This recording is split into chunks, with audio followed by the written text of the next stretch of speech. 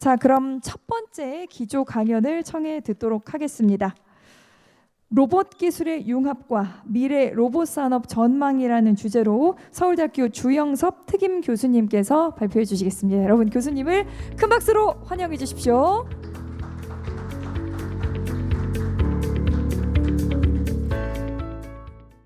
자, 오늘 2023년 로봇 미래 전략 컨퍼런스에 기조 강연을 맡게 된 서울대학교 특임 교수로 근무하고 있는 주영서입니다.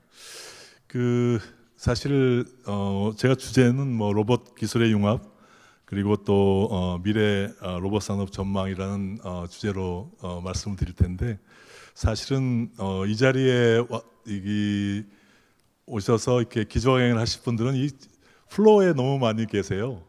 플로어에 그냥 다들 다 전문가들이시고, 그리고 또 아주 기라상 같은 분들이 많이 계신데, 사실 제가 이 기조 강연을 하는 거가 뭐 주제에 맞지 않는 것 같습니다. 어쨌든 뭐 과거에 이 기업을 또 오래 했고, 또 대학 교수, 그리고 또 이제 정부 일을 또 열심히 하면서, 특히 정부의 일을 제가 2번 하는 동안에 이 첫 번째는 이 지식경제부, 지금 산업부의 전신이죠.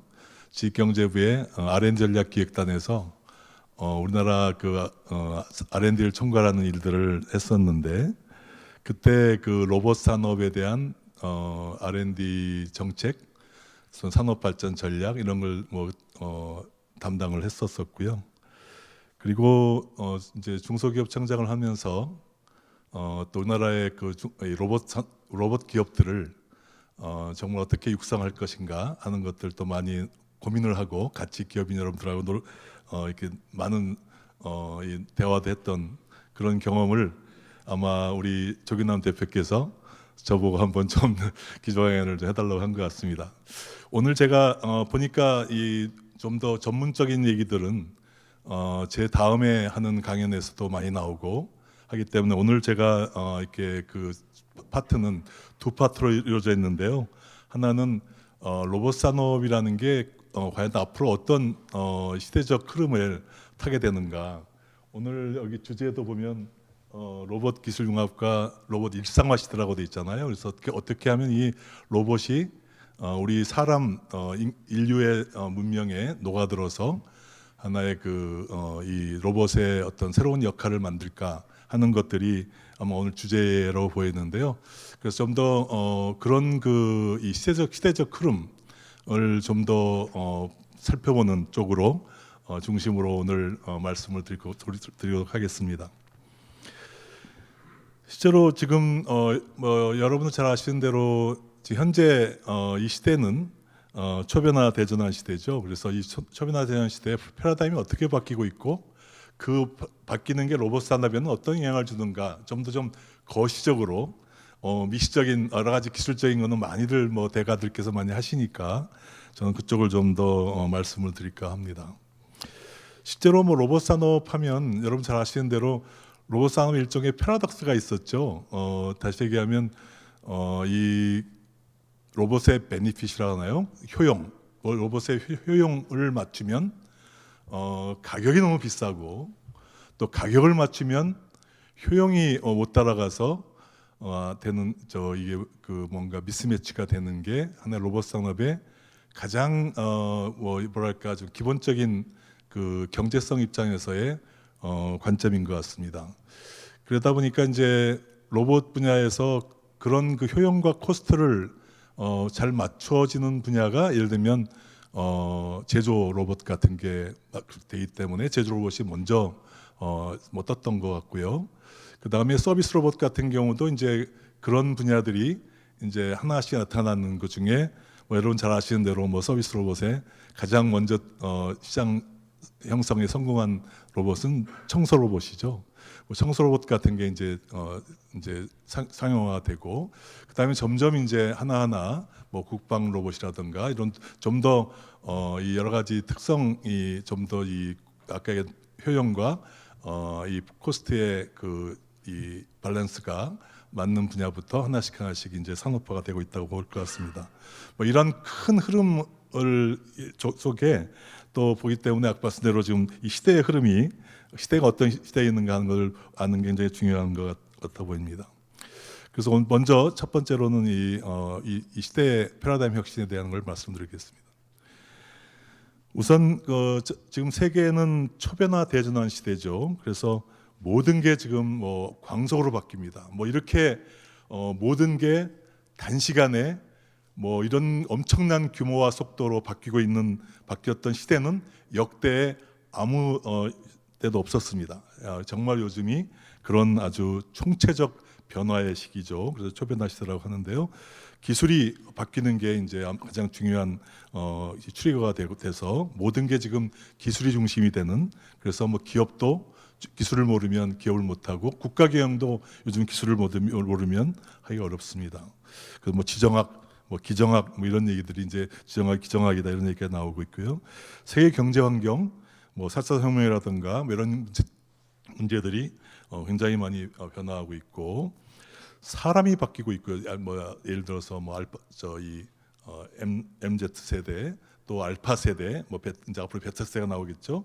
그런 그 사람이 바뀌면서 모든 시장이나 경영 환경이 다 바뀌고 있고, 자본주의도 어떤 승자 독식 구조에서 좀 더 포용적인 자본주의로 많이 지금 바뀌고 있고, 그런 것이 이제 경영 철학에 반영되면서 ESG 경영이 지금 뜨고 있고, 코로나 팬데믹이 또 모든 이 사회와 산업을 다 바꾸고 있죠. 또 그런 과정에서 미중 갈등, 우크라이나 전쟁이 신냉전 시대를 지금 만들어서 과거에 수십 년간 해왔던 하나의 그 평화적인 시대가 좀 더 신냉전 시대로 바뀌면서 무역 전쟁, 기술 전쟁, 또 자원 전쟁, 환율 전쟁, 뭐 금융 전쟁이 이제 예견되는 그런 상황까지 지금 가 있습니다. 또 기후 변화가 특히 뭐 제조업의 경우는 뭐 아주 직접적인 영향을 주고, 모든 산업에 기후 변화, 기후 위기가 이 탄소 중립이라고 하는 하나의 새로운 패러다임에 의해서 변화하고 있습니다.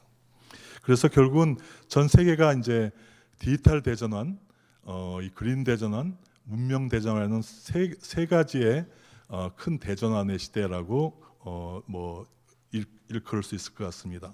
뭐 디지털 대전환은 주로 디지털 기술들 중심으로 한 뭐 AI라든가 데이터라든가 이런 로봇이라든가 이런 그 기술 혁신이 4차 산업혁명을 지금 이제 뭐 하고 또 5차 산업혁명 얘기까지 나오고 있는 상황에서 디지털 대전환을 이끌고 있고, 또 기후 위기 이 또 탄소 중립 문제가 그린 대전환을 되고, 이게 또 환경만의 문제가 아니라 사회의 지속 가능성을 또 지배구조의 지속 가능성까지 해서 ESG로 지금 발전하고 있죠. 또 문명 대전환은 사람이 살아가는 게 문명인데, 코로나 팬데믹 라이프스타일을 완전히 뭐 원격 개념으로, 소위 얘기하는 비대면 개념으로 온라인으로 다 바꿔가면서, 또 신냉전 시대가 또 기업이나 국가가 일하는 방법 자체도 많이 지금 바뀌고 있는, 그러면서 점점 전반적인 비즈니스 모델이 변화하고 있는 상황입니다. 디지털 대전환이 이제 그 중에서도 가장 먼저 시작이 되면서 다른 두 전환을 이끌게 되는데, 그래서 산업 4차 산업혁명이 바로 디지털 대전환, 디지털 트랜스포메이션과 같은 말이고, 디지털 트랜스포메이션은 바로 연결과 데이터가 만드는 혁명이라고 보시면 될 것 같은데요. 모든 게 연결되면서 그 초연결이 데이터를 아주 빅데이터를 만들고, 그 빅데이터 또는 어떤 리얼타임 데이터들이 하나의 그 AI에 의해서 이 새로운 가치를 만드는 방향으로 가는 것이 바로 4차 산업혁명이고 디지털 대전환이죠. 그래서 그 디지털 대전환을 우리가 보통 세 가지 단계로 얘기를 하는데, 디지타이제이션은 데이터를 만들고, 디지털라이제이션 데이터를 뭐 AI나 통계적 기법에 의해서 분석을 해서 하나의 그 프로세스를 바꾸고 하는 그런 분야고, 그리고 이제 디지털 대전환은 특히 디지털 트랜스포메이션 방점이 트랜스포메이션에 있는데, 바로 기업들이라면 기업이 일하는 방법, 돈을 버는 방법, 회사를 경영하는 방법, 전반적인 그 비즈니스 모델을 획기적으로 바꾸는 거를 디지털 트랜스포메이션이라고 합니다. 뭐 이런 거가 이제 결국은 데이터 시대를 지금 열고 있다는 걸 뭐 얘기하고 있고요.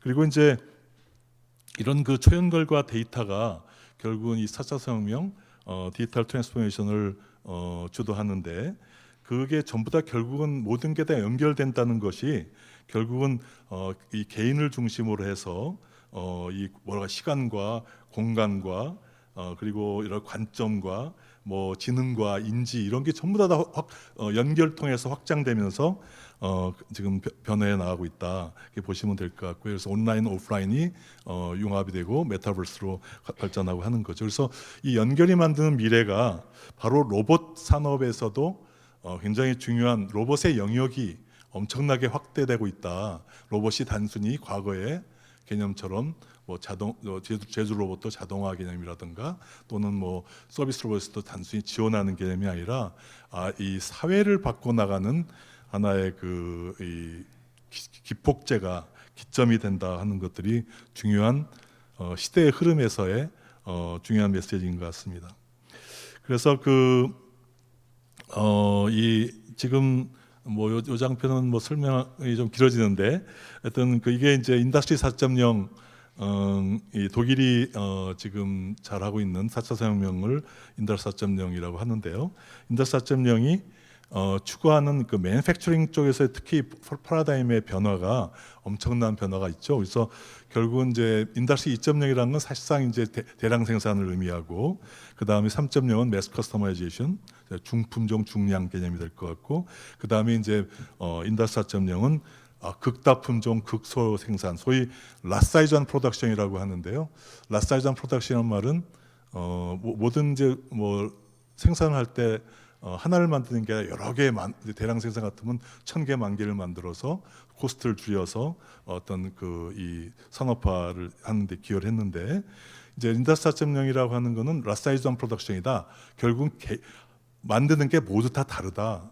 그러니까 굉장한 유연성이, 그러니까 다양성과 유연성이 엄청나게 높아지는 걸 의미하죠. 그래서 과거에 이제 대량 생산은 다양성을 희생하고 효율성을 극대화시킨 개념이라고 보면, 이제 이 인더스트리 4.0 또는 앞으로 미래 개인화 생산, 맞춤화 생산 개념은 이 다양성을 극대화하고 이 효율성을 이제 희생하는 거보다는 기술 혁신으로 커버하는 거죠. 그래서 여기 지금 말씀대로 매스 프로덕션 에피션시로 라사이즈한 프로덕션을 구현하는 것이 이 인더스트리 4.0의 목표입니다. 아주 명문화되어 있는 목표인데, 그래서 결국은 독일이 이걸 인더스트리 4.0을 시작한 이유는 대량 생산 체제 갖고는 중국을 도저히 이길 수 없다 하는 그 자각을 2010년도 정도, 앞으로 10여 년 전에 하면서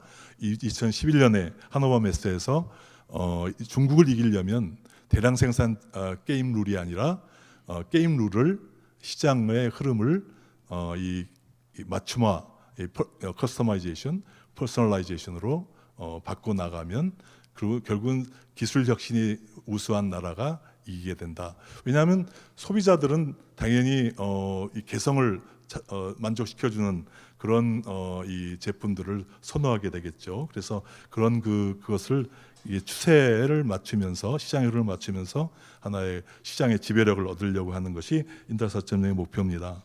그래서 결국은 이제 이 디지털 트랜스포메이션의 총화가 이제 로봇인데, 이 로봇도 이제 결국은 이 비즈니스 모델 혁명을 어떻게 로봇이 담당하게 될 것인가 하는 거를 고민하면서 가야 시대의 흐름을 맞추는 거죠. 그냥 로봇은 로봇 길대로 가고 시대는 시대로 가는 것이 아니라, 그래서 실제로 이 기술 혁신이 4차 산업혁명의 기술 혁신이 만드는 그 기술 혁신 자체가 대단히 요새 뭐 챗 GPT라든가 뭐 GPT-4라든가 이런 AI도 혁명이 일어나고 하니까 거기에 기술에 많이 방점이 가 있는데, 사실은 그러한 기술 혁신이 이 비즈니스 모델은 단순히 뭐 기업에만 해당되는 게 아니라 국가를 운영하는 것도 하나의 일종의 비즈니스 모델이죠. 그래서 뭔가를 운영하는 하나의 운영의 틀이 바뀌는 그의 비즈니스 모델 혁명이 바로 이 사사혁명의 핵심이다 하는 얘기를 드리고 싶고요. 그 핵심에는 바로 디지털 트랜스포메이션이 만드는 연결과 데이터가 결국은 이 커스터마이제이션, 퍼스널라이제이션을 드라이브한다. 그래서 모든 제품이나 서비스가 다 맞춤형, 뭐 개인화로 바뀌게 되는 거죠. 그래서 과거에는 그냥 연결도 안 돼 있고 데이터도 모르고 고객에 대해서도 모르니까 대량 살포, 뭐 기관총 난사식의 그런 그 고객 만족을 하려고 했지만 지금은 다 연결돼서 데이터를 알고 있기 때문에 고객을 알고 있기 때문에 조준 사격을 고객 한 사람 한 사람을 취향을 저격할 수 있는 그런 회사, 그런 국가가 앞으로 승리하게 되겠죠. 그래서 그러한 관점에서 이 로봇 산업의 흐름도 그렇게 그러한 시대의 흐름을 맞춰야 한다는 것이 오늘의 가장 중요한 주제가 될 것 같습니다. 그래서 이런 걸 가능하게 하려면 뭐 이런 피지컬 이 현실 세계에서의 기술들, 뭐 그건 뭐 각 산업별로 모든 산업들의 기술이 다 이 피지컬 베이스 테크놀로지죠. 뭐 근데 거기에는 근데 이 스마트 센서라고 하는 데이터를 만드는 원천이라고 할 수 있겠죠. 이게 모든 뭐 자동차에도 센서 덩어리고, 뭐 스마트폰도 센서 덩어리고, 뭐 이 빌딩도 스마트 빌딩도 센서 덩어리고, 모든 게 이제 센서 덩어리죠. 그래서 그러한 그 피지컬 기술들이 이 사이버 공간, 사이버 세계와 연결되면, 그래서 인터넷으로 연결되는 게 바로 이 IoT고, 그 인터넷 연결되면서 엄청난 데이터가 나오게 되고, 그리고 그 데이터를 AI가 분석해서 하게 되고, 급속한 결과를 로보틱스가 액추에이션을 할 수 있고, 메타버스가 보여주게 되고, 뭐 3D 프린터가 만들게 되고 하는 그런 거가 이제 일종의 개념이죠. 그래서 이런 그 사이버 공간과 사이버 세계와 현실 세계의 컨버전스, 융합이 바로 이 4차 산업혁명의 핵심 방향이고, 그걸 가능하게 하는 게 이제 5G, 뭐 6G 통신, 뭐 클라우드 엣지 컴퓨팅 같은 컴퓨팅 기술들, 또 이런 그걸 가능해야 하는 반도체 기술, 또 CPS, 디지털 트윈과 같은 그런 이 기술들, 또 사이버 시큐리티, 또 휴먼 머신 인터페이스, 뭐 에너지 이런 것들이 이제 하나의 그 플랫폼 기술로 받쳐져서 이런 세 가지 기술이 서로 융합되면서 디지털 트랜스포메이션이 발전하게 되는 거죠. 뭐 그걸 간단히 뭐 설명한 거고요. 근데 이게 이제 여기서 이 로보틱스가 있는데, 이 로봇이 과거에 이제 어떤 뭐 이런 그 3차, 2차 전까지는 로보틱스가 이게 아이솔레이트돼서 단절돼서 하나의 별도의 기능을 하는 협의의 로봇이었다면, 이제는 사실상 이 전체의 이 세 가지 기술을 다 아우르는 것이 바로 로봇 기술의 광의의 로봇 영역이 될 것 같아요. 그래서 로봇 기술이라 그러면 이제는 그 우리 항상 얘기하는 뭐 인지 판단 제어 뭐 하는, 뭐 그래서 또 구동, 뭐 이제 움직이는 뭐 이런 그 뭐 그다음에 로봇 이 휴먼 로봇 인터페이스라든가 이런 5가지 로봇의 그 기능이 있는데, 그 기능이 굉장히 확대되는 거죠. 이 전체를 다 커버하는 정도로 확대되기 때문에 로봇 산업은 정말로 모든 미래 산업의 가장 중요한 총화가 될 거다 하는 얘기들이고, 아까 많은 축사에서도 그런 점들을 강조해 주셔서 감사하게 생각하고 있습니다. 그래서 4차 혁명은 이제 그 디지털 트랜스포메이션 기반의 비즈니스 모델 혁명이고, 세계는 이런 비즈니스 모델 혁명 중에 있고요.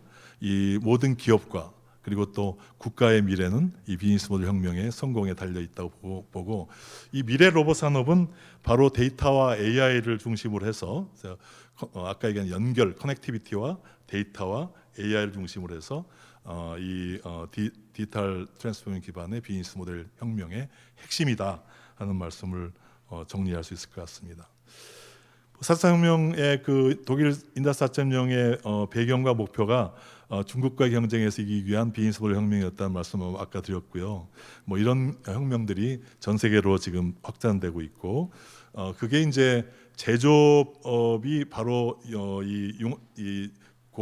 특히 기업과 고객이 연결되기 시작하면서 이 업의 경계가 다 없어지고 있죠. 그래서 제조업하는 기업도 서비스업을 쉽게 들어갈 수 있고 고객에 연결만 되면 서비스하는 회사도 제조업에 들어올 수 있고 그래서 뭐 현대차가 구글과 경쟁한다 이런 얘기들이 나오는 이유가 그런 거 있겠죠. 그래서 제조업, 뭐 정보통신, 서비스, 콘텐츠, 에너지 이런 모든 산업의 경계가 무너지면서 하나의 큰 신제조업이 융합 산업으로 거대한 융합 산업이 되고 있고 이 신제조업의 패권을 누가 잡느냐가 미래 경제의 패권을 결정할 거라고 보고 있습니다. 뭐 이러한 면에서 이제 디지털 대전환의 디지털 트랜스포메이션 기반의 비즈니스 모델 혁명을 정리하면 바로 이 어떤 그 전반적인 아까 말씀드렸던 비즈니스 모델의 흐름을 대응해야 되고 우리나라가 이 패스트 팔로우 정책을 주로 많이 전략을 많이 쓰면서 이 효율성 중심 게임을 굉장히 잘하는데 뭐 세계에서 제일 잘하죠. 근데 앞으로는 이 퍼스트 무버가 되려면 방향성, 그래서 어느 방향으로 가야 되는가 이런 거를 잘 이해해야 되기 때문에 우리가 로봇 산업을 로봇의 선두주자를 따라가는 입장에서는 효율성 중심 게임을 해도 되지만 로봇의 퍼스트 무버가 되려면 로봇의 시대적 요구가 뭔가 하는 것들을 이해해야 된다는 면에서 오늘 아침에 제가 시대적인 문제를 먼저 말씀을 드리는 겁니다. 뭐 이런 면들이 지금 진행되고 있고요.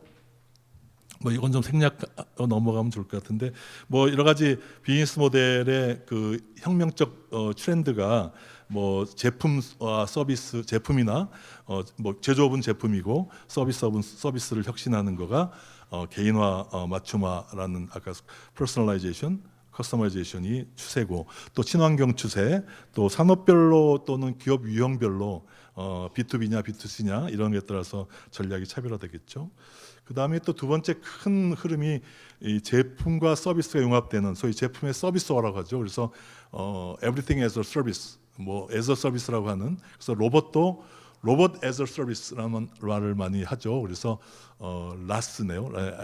RAAS 로봇 as a service가 결국은 로봇도 옷 사업을 우리 로봇 기업 회장님들도 계시고 하신데 로봇도 역시 어떻게 서비스화할 거냐 하는 면에서 비즈니스 모델들이 많이 발전하고 있고 새로운 또 로봇을 그냥 판매하고 마는 게 아니라 판매 이후에 사용의 전주기 사용 과정에서 그 관련된 여러 가지 서비스나 부가 서비스를 묶어서 수익 모델화하는 그런 것도 결국은 제품과 서비스의 융합 방향이 되겠죠. 그리고 플랫폼화, 결국은 모든 제품, 소위 수요자와 공급자를 연결하는 분야에서의 어떤 플랫폼화 문제라든가, 또 토탈 서비스 프로바이더 플랫폼이라든가, 어디 가면 원스톱 쇼핑은 어디 가면 다 있다 하는 그런 개념의 것들도 있고, 그래서 이것도 역시 로봇 기업들이 앞으로 이 어떤 뭐 제조 로봇이라면 제조 로봇의 플랫폼 기업이 될 수 있느냐 이런 것들도 이제 고민해야 될 문제고 또 이런 또 서비스화 같은 걸 하려면 제품과 금융의 융합이 절대적으로 필요하기 때문에 특히 이건 정부에서 금융을 혁신하는 쪽으로 많이 지금 가야 될 것 같고요.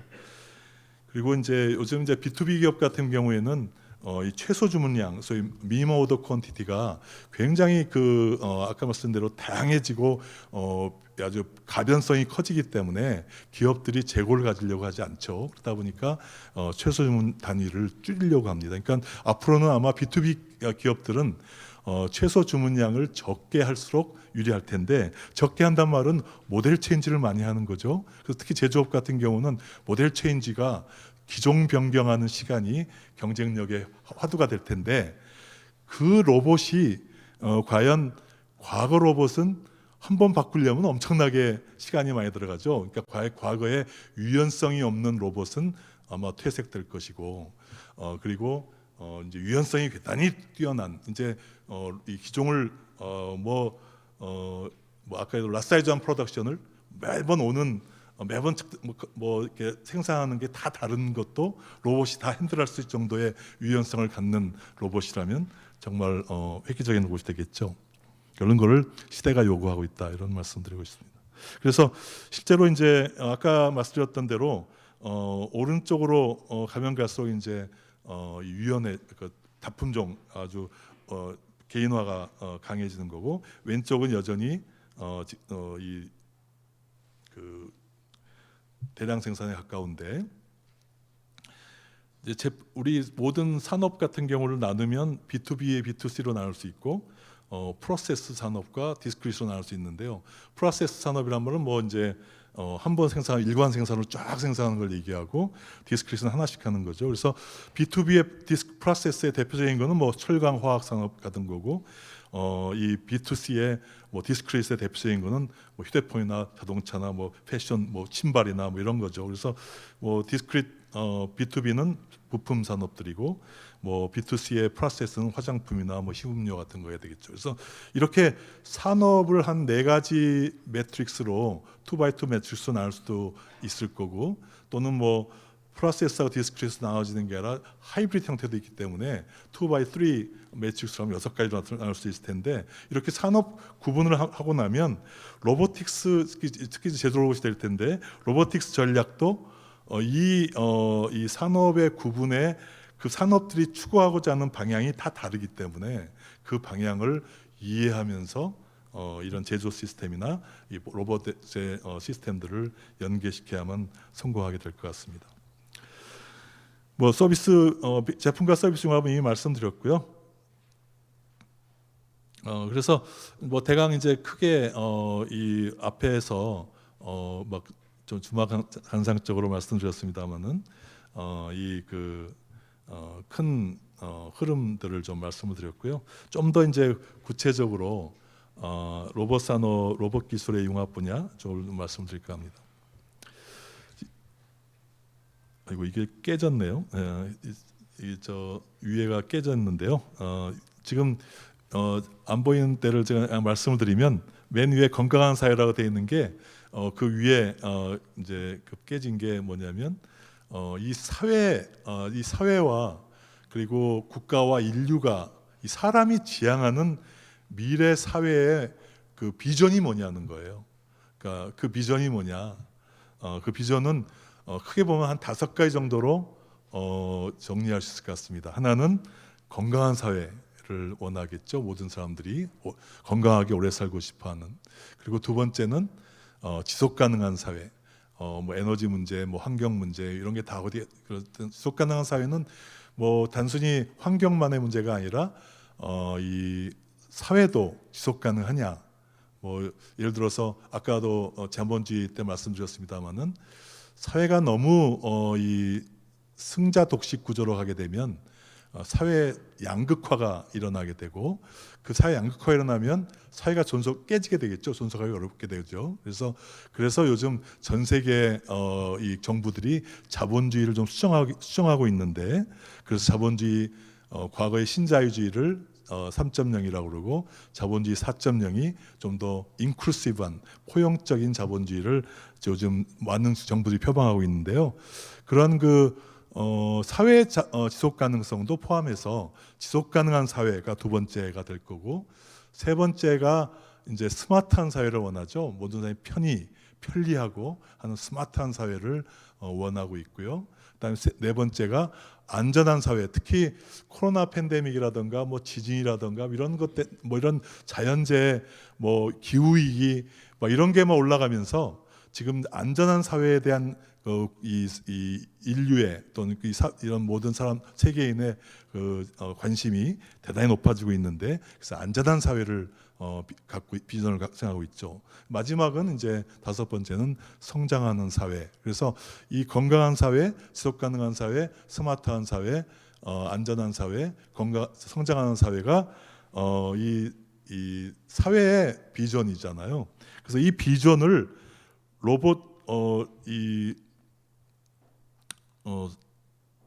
로봇이 그 비전을 어떻게 아까 로봇의 영역이 대폭 확장되면서 로봇이 사실상 우리 생활에 바로 모든 걸 다 결정하게 될 텐데, 그래서 그 로봇을 이제 그 사회가 지향하는 거를 달성하는 쪽으로 간다는 그 개념이고, 그걸 위해서 이제 제조 로봇하고 서비스 로봇이 있고요. 이것도 그림이 다 깨져버렸는데, 여기 다른 로봇이 한 열 몇 개 되는데, 그림이 다 빠졌네요. 그래서 하여튼 뭐 제가 다음에 조기남 대표님께 제대로 된 그걸 다시 보내드리도록 하겠습니다. 그래서 지금 이제 이 서비스 제조 로봇은 대부분 다 B2B죠. 그래서 이외에 B2G나 비즈니스 투 가버먼트, 그러니까 정부 상대 비즈니스냐, 기업 상대 비즈니스냐, 일반 소비자 상대 비즈니스냐 하는 거에 따라서 이 로봇 산업만이 아니라 전 산업이 다 마찬가지인데 로봇 산업도 그 전략적 방향, 이 시장의 전망이나 이런 기술의 방향 같은 것이 굉장히 많이 달라질 수 있습니다. 그래서 지금 B2G는 이제 그 기업 경부를 상대로 하는 거죠. 그래서 교육용 로봇이라든가 뭐 국방 사회 안전 로봇이라든가 또 뭐 여러 가지 이제 뭐 농업용 로봇이라든가 뭐 여러 가지 이제 그 로봇들이 있는데 이 B2G나 B2B, B2C로 나눈 이유는 아마도 이 시장의 형성 과정이 아까 B2C의 가사 지원 로봇의 청소 로봇이 이 베니핏과 코스트를 밸런스를 맞추면서 먼저 떴다는 말씀드렸는데 일반적인 가사 지원 로봇은 상당히 그런 면에서 아직은 밸런스를 못 맞추고 미스매치가 되면서 좀 많이 생각보다 많이 안 뜨고 있죠. 그런 반면에 아마 B2G 로봇, 그러니까 특히 이 정부 입장에서는 교육을 시켜야 되고, 뭐 국방을 해야 되고, 사회 안전을 해야 되고, 뭐 농업을 뭐 키워야 되고, 또는 뭐 교통을 교통 로봇 같이 교통에 대한 문제를 효율화해야 되고, 또 경우에 따라서는 실버 로봇, 그러니까 뭐 실버 같은 이런 실버 세대들을 하는 그런 복지에 관련된 로봇이라든가 이런 쪽은 비교적 정부가 이 개입하면서 빨리 시장화될 가능성이 높겠죠. 그 다음에 이제 B2B가 요즘 아마 핫한 전 세계적으로 아마 가장 핫한 분야 중에 하나가 물류 로봇인데 이거는 뭐 잘 아시는 대로 코로나 팬데믹 때문에 전 세계가 지금 인력난을 겪으면서 특히 미국 같은 경우도 사람이 없어서 지금 운영이 안 되니까 특히 창고라든가 물류 쪽에서 지금 물류 로봇이 대단히 지금 핫한 상황에 있고요. 뭐 여러 가지 이제 B2B 관련된 로봇들이 있고 그 다음에 B2C의 개인 관련된 거는 청소 로봇 외에는 상당히 지금 그런 히트 상품이 나타나는 게 더디고 있는 것 같습니다. 그래서 이런 틀을 좀 이해하시고 보시는 게 좋을 것 같고요. 그래서 이런 가지고 미래 로봇 산업에 대한 전망을 좀 여러 가지 여러 군데 데이터를 전부 다 모아서 이건 한두 데이터가 아니라 뭐 여러 전망치들을 다 모으고 해서 좀 더 챗 GPT한테 물어본 건 아니고요. 어떤 뭐 최대한대로 미래 시장 포캐스트를 해본 건데 지금 2020년 기준으로 약 250억 불, 약 30억 정도 30조가 넘는 거죠. 그래서 그런 시장이 2020년 만에 2030년에 10배 이상 성장할 것 같다. 그래서 2,600억 불 정도. 그래서 약 뭐 우리 현재 환율로 하면 뭐 320조쯤 되나요? 그럼 돼서 그런 정도의 시장으로 확대될 거고 거기에 이 제조 로봇이 차지하는 비중이 이 지금 뭐 여기서 한번 이제 약 30%가 좀 안 되죠. 20% 20한 몇 프로 될 텐데요. 비중은. 근데 이제 여기 옆에 보시면 성장률이 약 17% 정도씩 성장할 거다. 물류 로봇은 더 빨리 26% 정도씩 성장할 거다. 뭐 의료 로봇도 22%, 농업용 로봇, 교육용 로봇이 다 또 성장률이 다 높을 것 같습니다. 가사 로봇도 이제는 좀 기술 발전이 이루어지면서 아까 얘기한 효용과 코스트가 맞춰지기 시작하면 비약적으로 늘어나게 될 거다. 이런 것들을 반영한 분야가 되겠고요. 그래서 뭐 여러 가지 성장 기여도면에서는 또 제조 로봇이 상당히 또 크게 작용하고 있는 것도 볼 수 있습니다. 그리고 이제 가트너의 그 기술 하이프 사이클을 이렇게 보시면 이미 이제 제조 로봇은 뭐 이미 상용화 이제 생산 안정화 단계에 들어가 있고 뭐 이 가사 헬스케어 쪽 포함한 또 물류, 의료, 뭐 국방 사회 안전 로봇 등들이 이제 지금 사업화가 되고 있다고 보시면 되고 그다음에 이제 앞으로 떠오르고 있는 분야 쪽에서 이 지금 뭐 여기 보시면 웨어하우스 피킹 로봇이라 해서 요새 휴머노이드로 이 사람의 그 창고에서 일하는 사람을 대체하겠다는 게 뭐 어저께인가 아마 어느 회사에서 발표를 한 거로 나와 있는데요. 뭐 이런 것이 지금 이제 좀 주목을 받기 시작하고 있고 로보택시라든가 또는 퍼스널 로봇이라든가 이런 문제들이 앞으로 이제 또 뜨고 있는 분야라고 볼 것 같습니다.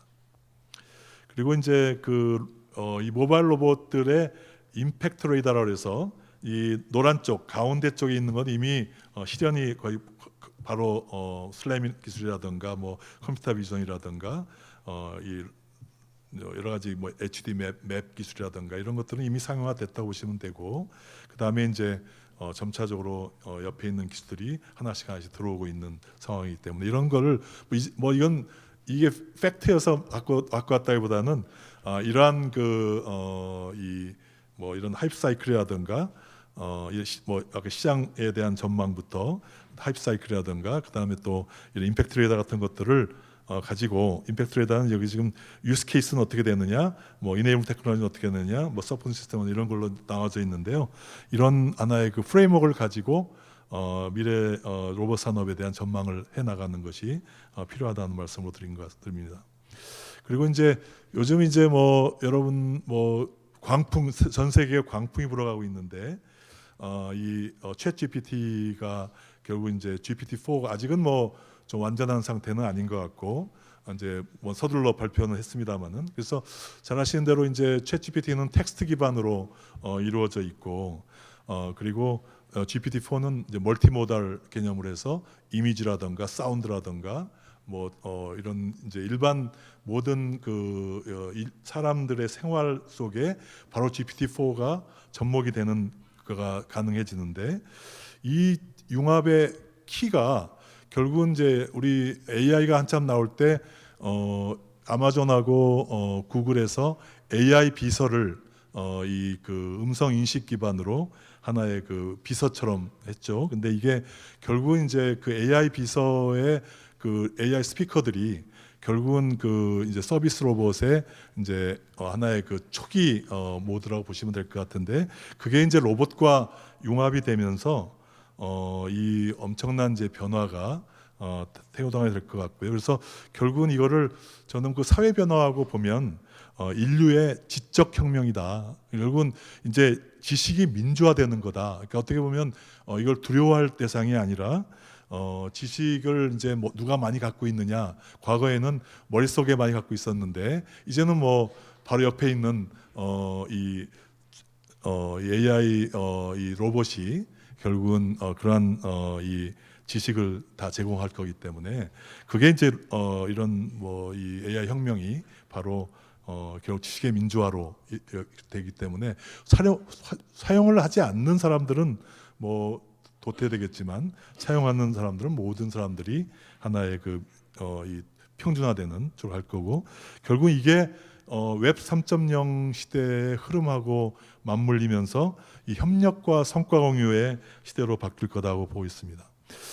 그다음에 이제 로봇의 핵심 기능들이 뭐 오른쪽에 있는 소위 인지 판단 제어 개념에다가 이런 이제 뭐 경제성 같은 에피시언시가 포함되는데 앞으로 굉장히 강조될 것이 인터랙션 분야. 어떻게 로봇과 교감하느냐. 로봇과 인간의 교감 문제, 휴먼 로봇 인터페이스 차원을 넘어서 아까 얘기한 대로 결국은 사회와 로봇이 일상화되면서 사회와 로봇이 인간이 어떻게 융합될 거냐는 분야에 또 이 윤리 문제까지 결합되는 이러한 요소들이 굉장히 중요한 요소가 될 거로 보고 있고요. 또 이게 로봇의 그 어플리케이션이 뭐 제조라든가 물류라든가 농업이라든가 의료라든가 뭐 안전 뭐 이런 이제 모빌리티 뭐 이런 쪽의 분야들이 각 로봇들이 전부 다 이슈가 비슷비슷하죠. 뭐 하이믹스는 제조에서 굉장히 중요한 문제고 아까 얘기대로 굉장한 유연성, 그다음에 일반 서비스로서도 얼마나 유연하냐 하는 문제, 코스트, 뭐 스탑 타임, 뭐 여러 가지 세이프티 문제, 로봇 그러니까 얼마나 또 강건하냐 하는 문제들이 결국은 솔루션의 기술로 융합이 되면서 여러 가지 이제 발전하는 한 좋은 차트인 것 같습니다. 그래서 지금 우리나라의 이거는 좀 앞으로 여러분들 뭐 제가 그냥 하나의 이 논리의 전개 차원에서 옛날 걸 좀 들고 왔는데 지금은 뭐 지금 2015년부터 2016년까지 아마 최근에 2018년도에 과기부에서 아마 일종의 이 지금 말씀 인식 이동 조작 소셜 뭐 로봇 지능 체계에 대한 거를 국가별 5개 권역의 이 뭐랄까 논문과 특허를 평가해서 역량 분석을 경쟁력 분석을 한 게 있는데 이게 이제 뭐 좀 한 이제 5년 지났으니까 새롭게 아마 최근에 이런 것들이 요즘 발견하기 어려운데요. 이런 걸로 좀 하면 대체로 한국에 지금 빨간 게 한국인데 한국이 지금 많이 낙후돼 있죠. 그래서 앞으로 좀 더 여기 계신 많은 전문가들께서 좀 더 많은 정부의 지원도 함께 해서 발전하길 바랍니다. 뭐 세계 주요국의 로봇 산업 전략은 뭐 미국 같은 경우는 특히 사람과 로봇의 교감 문제, 특히 코봇을 중심으로 한 이 협동 로봇에 대한 뭐 이 통합사회 실현 문제를 엄청나게 지금 드라이브를 해서 결국은 그 유비쿼터스 코로봇 같은 방향 쪽으로 지금 드라이브를 하고 있고요. 그리고 중국은 뭐 서비스, 산업용 서비스, 특수, 군사까지 포함한 전 분야에서 로봇에 대한 엄청난 투자를 하고 있다는 게 우리가 굉장히 이 경각심을 가져야 될 문제이고, 뭐 전통 강국인 일본은 뭐 4차 산업혁명 자체를 로봇 중심으로 설계할 할 만큼, 또 소사이어티 5.0이라고 하는 5차 산업혁명을 얘기하면서도 그때도 로봇이 가장 핵심을 두고 얘기하고 있기 때문에 일본의 전통적인 뭐 제조 로봇을 뭐 사실상 지배하고 있는 일본이 이런 일반 서비스까지도 포함해서 사회 전반의 이 혁신의 로봇의 중심으로 가겠다는 정책적 방향이 일본 전략에서도 보이고 있고요. 그리고 또 한국도 열심히 이제 우리 오늘 뭐 차관님도 오시고 또 많은 또 우리 산업부나 과기부나 여러 부처에서 이 중기부나 여러 부처에서 이 로봇 산업 발전을 위한 좀 더 가열찬 노력이 필요하지 않을까 생각합니다. 또 여기 뭐 조기진 교수님이 여기 와 계신데 이 소재 분야의 혁신이 뭐 예전에 뭐 소프트 로봇 같이 이제 결국은 굉장히 로봇의 소재 분야 쪽에서 엄청난 또 변화가 생기고 있기 때문에 그런 소재 분야에 대한 것까지 포함하면 더 뎁스가 깊어질 것 같고요. 이제 마지막으로 이제 뭐 간단히 CES 2023의 올해 1월달에 있었던 핵심 기술 트렌드가 이 6가지 트렌드가 있는데 이 트렌드에서 특히 엔터프라이즈 텍 이노베이션, 그러니까 뭐 이 반대말은 이제 컨슈머 텍 이노베이션인데 올해는 이 컨슈머 쪽의 기술 혁신보다 이 기업 기술의 혁신이 주도할 것 같다 하는 얘기들인데요. 아까 제가 말씀드렸던 대로 이쪽 로봇의 협의의 로봇만이 아니라 광의의 로봇, 아까 말씀드렸던 대로 모빌리티도 사실상 로봇 기술이 엄청나게 들어가고, 아까 양희연 의원님도 농기계 자율주행 트랙터에도 로봇 기술이 들어가고 있던 것처럼요. 그래서 그런 뭐 UAM이라든가 항공 쪽, 뭐 선박 쪽, 뭐 자동차는 물론이고 이런 모빌리티 쪽, 또 메타버스, 또 헬스, 뭐 서스테이너빌리티 이런 쪽이 전부 다 로봇 기술들이 핵심적인 역할을 하고 있고요. 그 중에 아까 엔터프라이즈 첫 번째인 엔터프라이즈 테크놀로지 혁신 쪽에서 보시면 로봇이 굉장히 이 디지털 대전환과 오토메이션이 이제 점점 과거의 오토메이션 개념보다는 엄청나게 유연한 오토메이션, 아주 플렉시블한 오토메이션으로 간다는 말씀이고, 그게 이런 그 가상화, 이런 그 가상 경제, 이런 블록체인 또는 웹 3.0 이런 거와 융합되면서 로봇이 새로운 영역을 개척해 나갈 거다 하는 얘기들을 하고 있고, 그게 또 거기에 또 여러 가지 아까 물류 로봇 같은 또 코봇이라든가 또 어떤 문제들 같은 것들이 많이 되고 있습니다.